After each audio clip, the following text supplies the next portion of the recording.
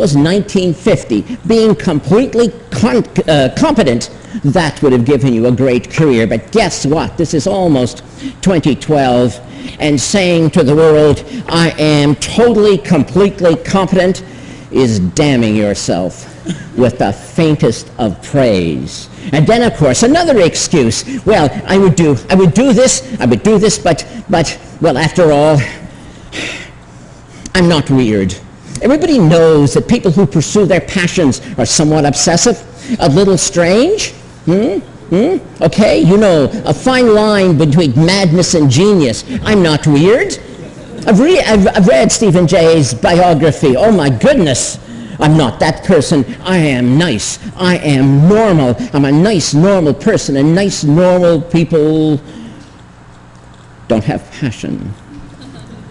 But I still want a great career. I'm not prepared to pursue my passion, so I know what I'm going to do, because I have a solution. I have a strategy. It's the one Mommy and Daddy told me about.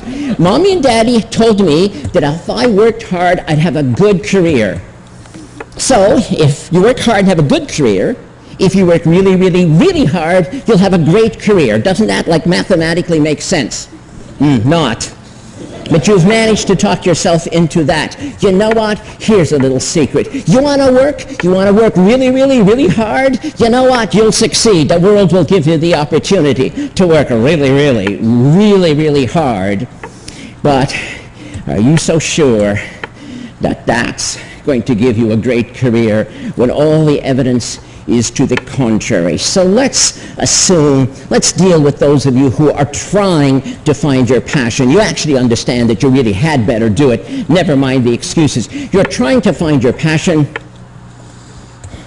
and you're so happy. You found something you're interested in. I have an interest. I have an interest. You tell me. You say, I have an interest. I say, that's wonderful. And what are you trying to tell me? Well, I have an interest. I say, do you have a passion? I have an interest, you say. Your interest is compared to what? Well, I'm interested in this. And what about the rest of humanity's activities? I'm not interested in them. You've looked at them all, have you? No, not exactly. Passion is your greatest love. Passion is the thing that will help you create the highest expression of your talent. Passion, interest, it's not the same thing. Are you really going to go to your sweetie and say, marry me? You are interesting. Won't happen. Won't happen, and you will die alone. What you want is passion. It is beyond interest. You need 20 interests.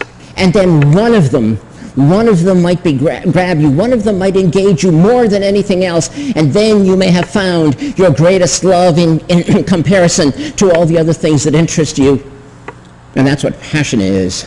Now, that friend proposed to his sweetie. He was an economically rational person. He said to his sweetie, let us marry. Let us merge our interests. Yes, he did. I love you truly, he said. I love you deeply. I love you more than any other woman I've ever encountered. I love you more than Mary, Jane, Susie, Penelope, Ingrid, Gertrude, Gretel. I was on a German exchange program then. I love you more than All right. She left the room halfway through his enumeration of his love for her. After he got over his surprise at being, turned down, he concluded he'd had a narrow escape from marrying an irrational person. Although he did make a note to himself that the next time he proposed, it was perhaps not necessary to enumerate all of the women he had auditioned for the part.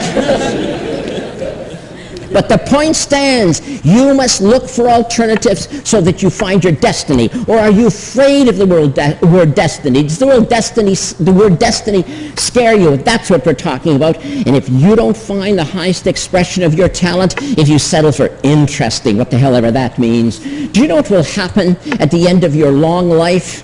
Your friends and family will be gathered in the cemetery, and there, beside your grave site, will be a tombstone, and inscribed on that tombstone it will say, "Here lies a distinguished engineer who invented Velcro." But what that tombstone should have said in an alternative lifetime, what it should have said if it was your highest expression of talent, was, "Here lies the last Nobel laureate in physics, who formulated the grand unified field theory and demonstrated the practicality of warp drive." Velcro indeed. One was a great career. One was a missed opportunity. But then there are some of you, in spite of all these excuses, you will find your passion, and you'll still fail. You're going to fail because you're not going to do it, because you have invented a new excuse, any excuse to fail to take action. And this excuse I've heard so many times. Yes, I would pursue a great career, but a value. Human relationships, more than accomplishment. I want to be a great friend. I want to be a great spouse. I want to be a great parent.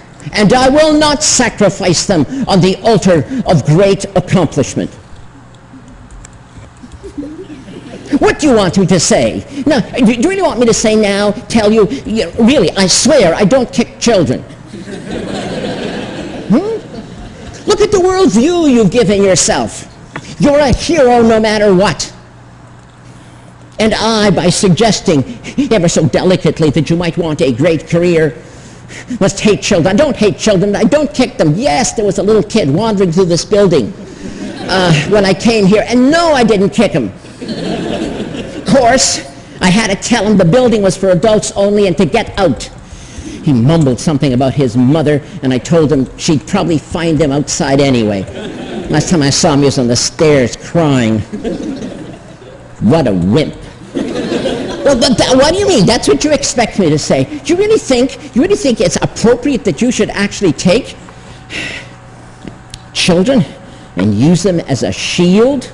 You know what will happen someday, you ideal parent, you. The kid will come to you someday and say, "I know what I want to be. I know what I'm going to do with my life." You were so happy. It's the conversation a parent wants to hear because your kid's good at math and you know you're going to like what comes next. Says your kid, "I have decided I want to be a magician. I want to perform magic tricks on the stage." And what do you say? You say, "That's risky, kid. Might fail, kid. Don't make a lot of money at that, kid. You know, I don't know, kid. You should think about that again, kid. You're so good at math. Why don't you?" And the kid interrupts you and says, "But it is my dream. It is my dream to do this." And what are you going to say? You know what you're going to say? "Look, kid, I had a dream once too, but." So how are you going to finish the sentence with your but? But. "I had a dream too once, kid, but I was afraid to pursue it." Or are you going to tell him this? "I had a dream once, kid, but then you were born."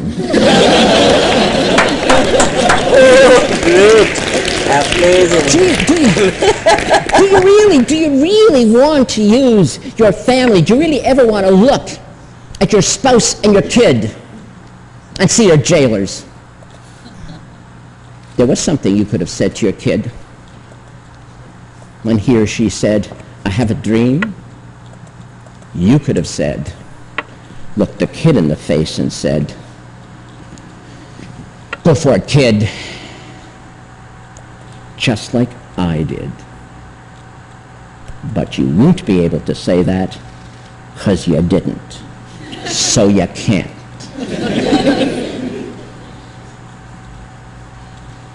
And so the sins of the parents are visited on the poor children. Why? Will you seek refuge in human relationships as your excuse not to find and pursue your passion? You know why. In your heart of hearts, you know why, and I'm being deadly serious. You know why you would get all warm and fuzzy and wrap yourself up in